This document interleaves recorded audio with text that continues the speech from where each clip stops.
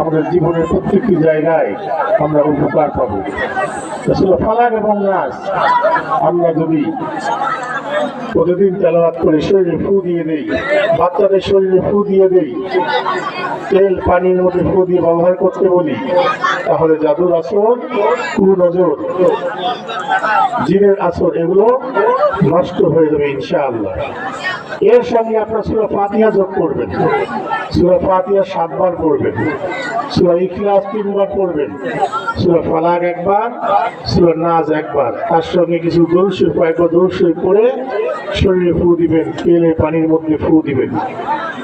এই ফু আবার সবাই দিলে হবে না। যারা বাড়িতে 5 ওয়াক্তের নামাজ পড়েন, ওজিফা আমল করেন, জিকির করেন, যারা আমলিয়াত ব্যক্তি, জাকেরান ব্যক্তি, এদের কাছে তেল পানি ফু দিয়ে নেবেন, বাচ্চাকে ফু দিয়ে নেবেন। অবশ্যই সে এই সমস্ত যাদের কুনজর থেকে, জিনের আসর থেকে হেফাজতে থাকবে ইনশাআল্লাহ। রাত যেহেতু গভীর হয়েছে এজন্য আমি আলোচনা করছি না।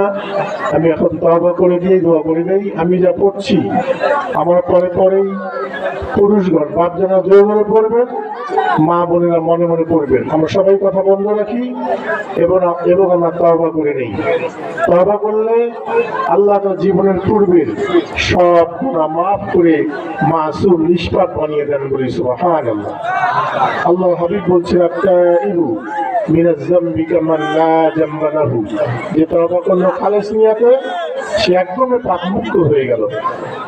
আমরা এই মাহফিল থেকে পাপমুক্ত হয়ে বাড়ি ফিরতে চাই। আমরা সকলে তওবা করে নিই। আমি না পড়ছি, আমার পরে পরে আপনারা পড়বেন, আমি পড়বো, তারপর আপনারা পড়বেন।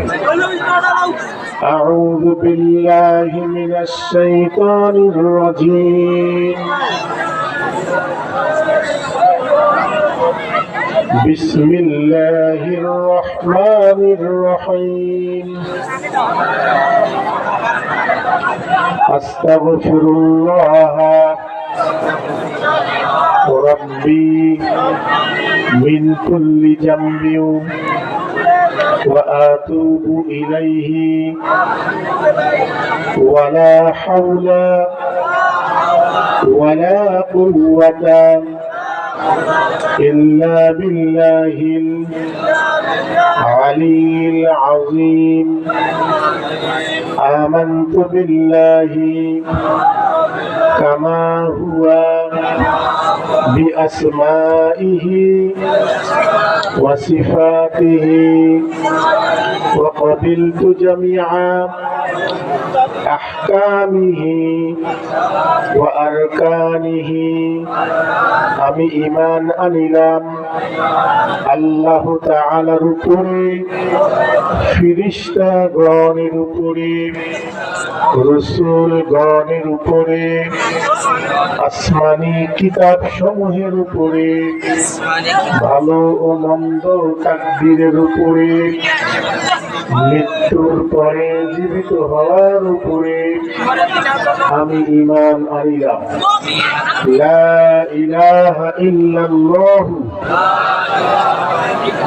মুহাম্মাদুর রাসূলুল্লাহ সাল্লাল্লাহু আলাইহি ওয়াসাল্লাম।